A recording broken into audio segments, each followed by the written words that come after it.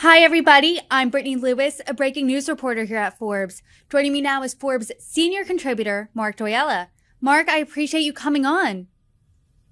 Thanks again for having me, Brittany. It is a big day in the cable news industry. Chris Licht is out at CNN as CEO. This comes after a rocky year-long tenure really marred by low ratings on profits, bad PR, and a series of what many have described as programming missteps. So, what's your reaction to the news?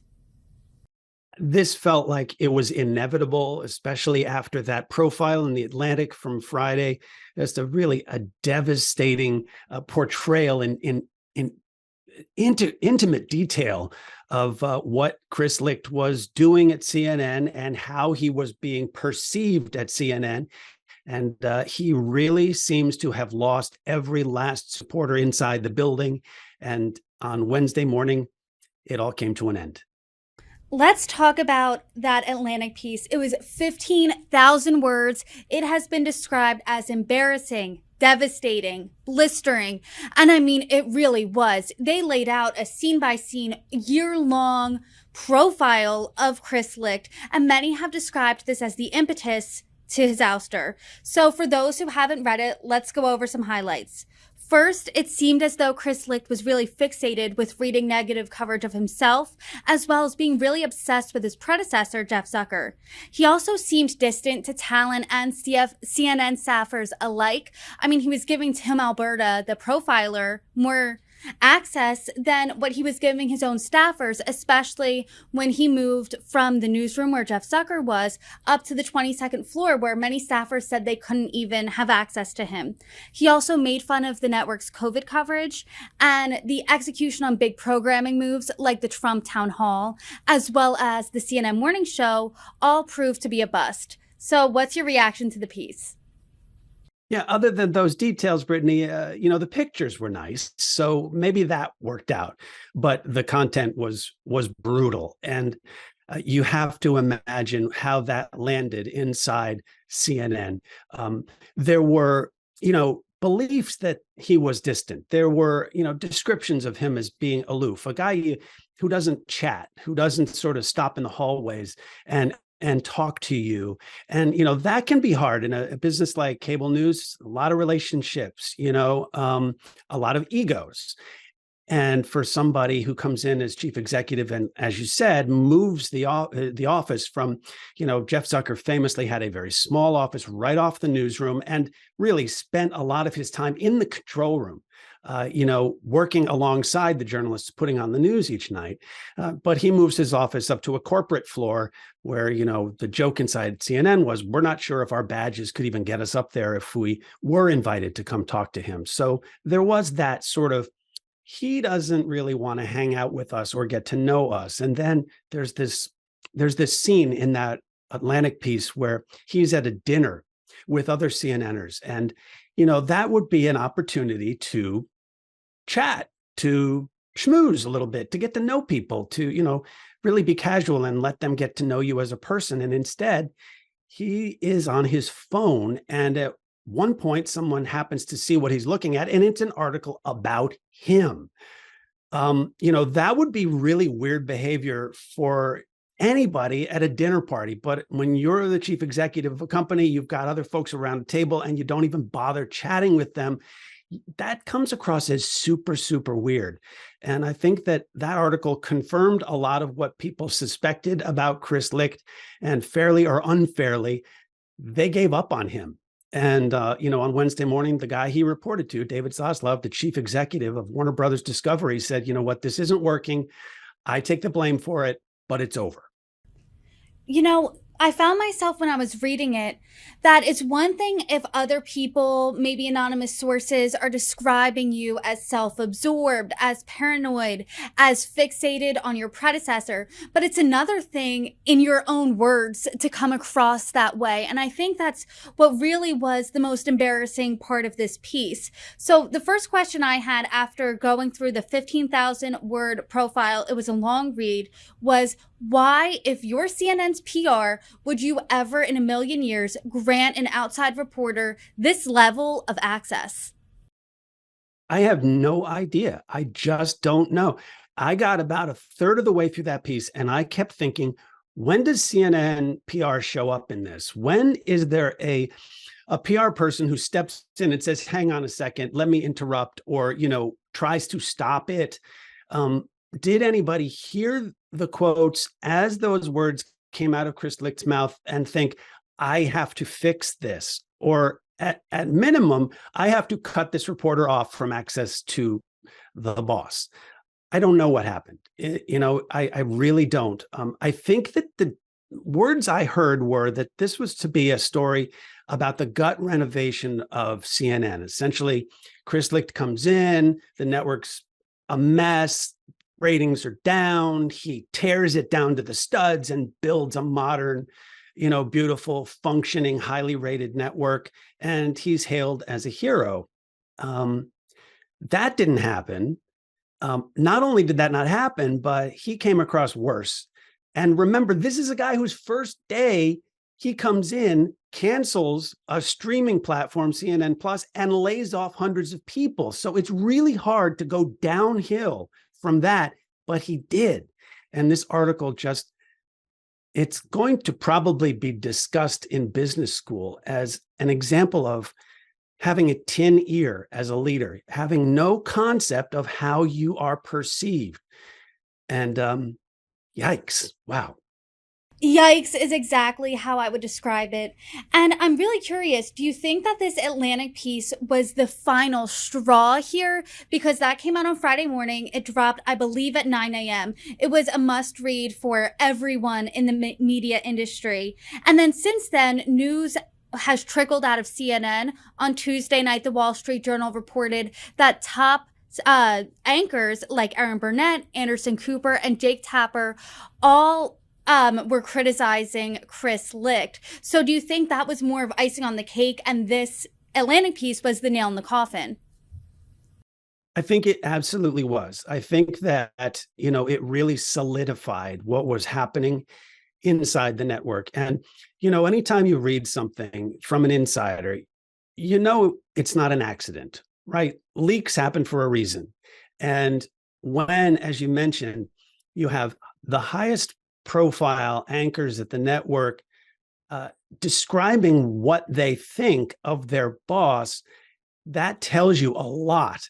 And, I worked for Aaron Burnett when I was at CNN. This is not somebody who is, loose with that kind of thing. This is super smart person who has been a survivor inside that network.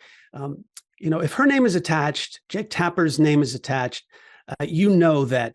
that means they are more fearful for the network's future than they are worried about offending Chris Licht. And it probably tells you they think that he's short term and their future, they have to worry more about that than caring about him because he's most likely not going to last. It seemed like he did a little bit of soul searching over the weekend. He came in on Monday morning during the 9 a.m. editorial call, and he issued a slew of apologies. I'll read you some quotes that dripped out of it. He said this: "To those whose trust I've lost, I will fight like hell to win it back. CNN is not about me. I should not be in the news unless it's taking arrows for you." And that he is fighting to ensure CNN remains the most trusted name in news. Do you think that was just too little too late, or the damage was already done? Definitely. I mean, it was definitely too little too late. There's no doubt about that.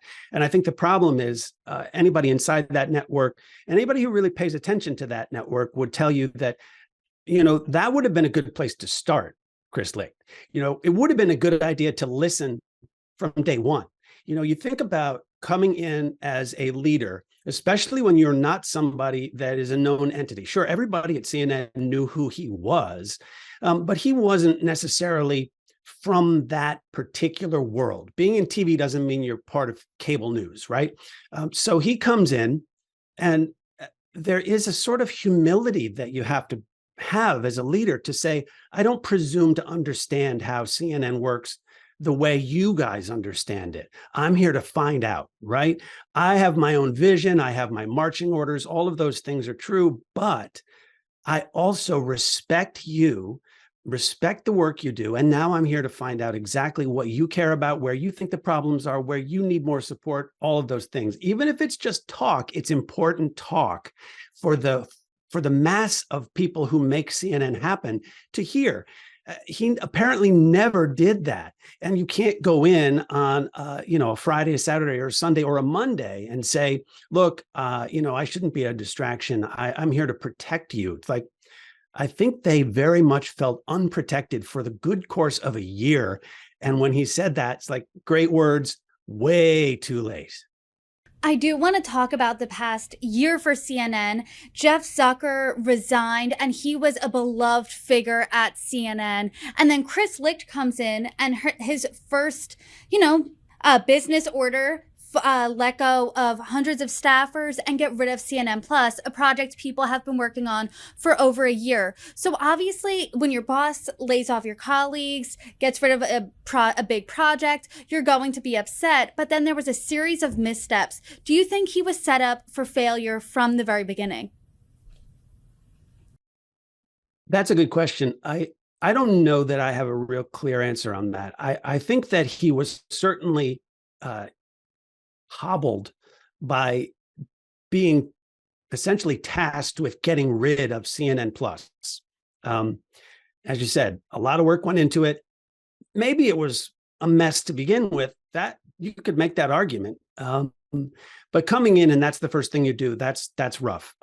He did say at that time a year ago to everybody at CNN, look, this isn't your fault. It's on me. This is what has to happen as a business decision. Okay. Layoffs are never easy. But again, it's what did he do after that? What did he do to build bridges, to, build relationships, to go forward past that point? And you get the sense that he didn't do enough, surely. And then there were a lot of other problems. He had the morning show that he personally created failed. I mean, it opened with ratings that were lower than the show that it replaced.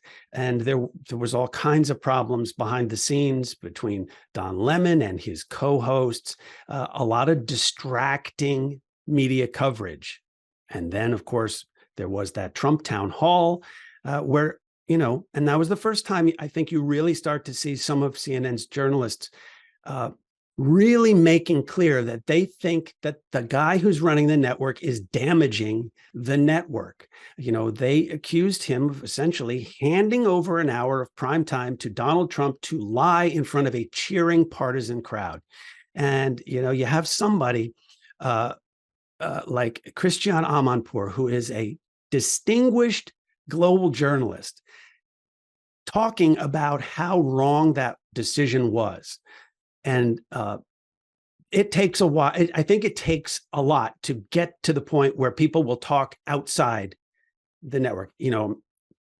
TV networks of all kinds, backstabbing, brutal, inside the newsroom, people are always talking about other people. When you're talking outside and your quotes are in print, woof, that is a bad situation. It seems like he got there pretty quick. Yeah, Oliver Darcy, who is CNN's senior media correspondent, the night of the town hall, wrote something to the effect of, I'm not sure how America was served by that town hall. So he really didn't hold back in his reporting there. And within the past year, it's hard to see a W that Chris Licht put on the board. But I do want to talk about the immediate what's next for CNN. So we do know that Emmy Award-winning is replacing him as the interim CEO. She was a deputy under Jeff Zucker, and she's the executive VP of talent and content development. There's also been reporting that Chris Licht's inner circle, people in communications and PR, as well as his chief of staff and the head of business operations, are also following him out the door. Do you think it's smart to have the interim CEO as someone staffers know, and to get rid of his, his inner circle and clear house that way? I think you always look for what's the message they're sending as they make this announcement. And the fact that the first name that comes up is Emmy Award-winning, the head of talent, who has been at the network a long time, is intimately connected with all levels of that company, and is almost in a way the flip of Chris Licht. Not aloof, knows the talent, right? Talent is like this, it's you have to get it right on a cable news network. It's all about the people, right? The people who are on TV, do they seem likable? Do they come across, right? So managing talent, egos, all of that stuff, that's not easy. And somebody who can do it well and do it over year after year after year, you know, that is the first name that comes up. Okay, you get a message. It's almost like, hey, CNN got it. We really botched it. What about Amy? Would that be somebody that you feel that you know and can talk to? Clearly, I think a lot of CNNers would say, yes, okay, that name I trust right now. And I think that's going to be the important thing. How do you build trust? How do you create leadership at that network that says, okay, we're all on the same team now. Let's fix the ratings. Let's fix the problems. And let's get CNN back to doing CNN, Let's talk about how does the network move on from this? I mean, it was L after L between bad ratings and low profits, bad PR, this sort of misstep. How does the network move on? And in prime time, but also all the time, right? What do people want? Jeff Zucker had a clear philosophy. He would identify a story and then swarm it, send all the resources, to the point that it was almost, people made fun of it. They're like, there's a cruise ship, and CNN can't stop covering this cruise ship. And then there's a missing plane, and CNN just is like, it's all they talk about is this plane. But that generated, eyeballs. And Jeff Zucker was really good at that. He sort of had that sort of DNA of like, how do we do TV that will make people watch? And critics said, well, he also did that with Donald Trump in 2016. He swarmed all over Donald Trump, and look what happened with that. But he had a clear philosophy. I don't know exactly what Chris Licht's TV philosophy was, but clearly it's going to take a leader who's going to have an idea of, what should CNN be all about? Chris Licht said it should be about the most trusted name in news. And that's true. That is what CNN has always said it's about. But it's also TV. And that means you have to have something that draws you to the TV other than, is it trusted? Okay. Every hour of CNN is not just always about like, give me a trustworthy take on the news. We pick hosts because you want to spend an hour with them. Yes, trust is important, but also it is TV. So I don't want you to be boring. I'm interested in maybe spending time with somebody that I like. And that's really hard to necessarily get right, but it's going to take somebody who has a vision, a clear vision, and can explain it to the troops and get them to buy into it. I mean, I can't overstate how important that is when you're thinking about your favorite news shows. I mean, growing up, you and I have talked about this actually. I remember exactly my favorite news anchors. I'm thinking Diane Sawyer, Robin Roberts, if you're from the Philly area, Jim Gardner, people that you trust, but people that you also want in your living room for that hour. Mark Joyella, as this story unfolds, I hope you come back on and break it down with me. Thank you for joining me. Thanks again, Brittany.